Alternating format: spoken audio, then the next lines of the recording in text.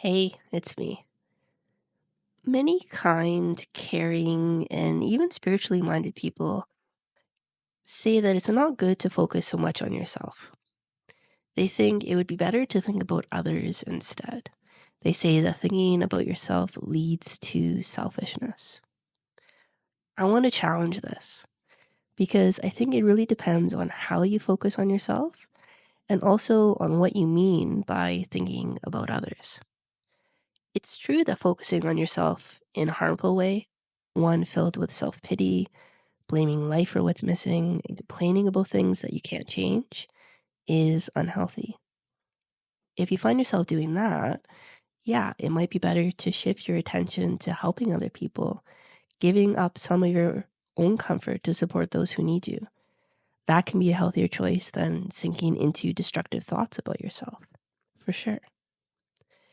And there's also a more helpful way to look at yourself that isn't selfish at all. For those who are ready, it's possible to think about yourself in a productive way. This doesn't mean you stop thinking of others. One does not exclude the other.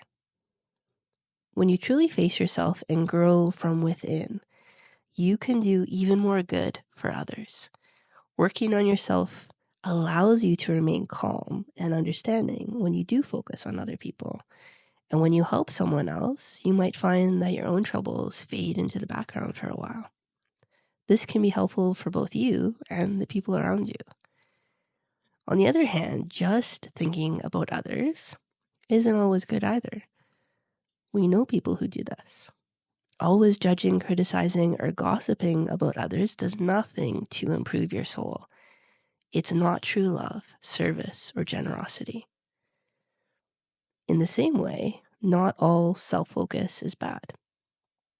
If you're truly trying to know yourself better, your patterns, your faults, and your feelings, so you can learn and grow, this kind of self-focus is not selfish. It helps you become a better person, able to give more to others without expecting something in return. Spiritually advanced people often serve others wholeheartedly. Even they, though, sometimes avoid a key part of spiritual growth, looking deeply at their own motives and feelings. Helping others is wonderful. But if you don't also understand yourself, you might be missing an important part of your journey. Helping others and understanding yourself go hand in hand. Think honestly about this.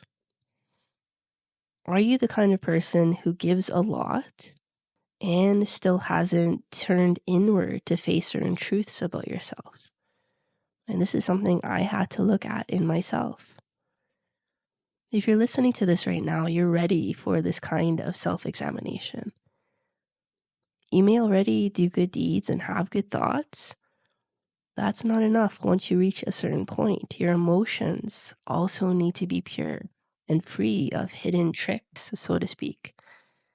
To achieve that, we need to look within and compare our inner state to higher truth and spiritual law.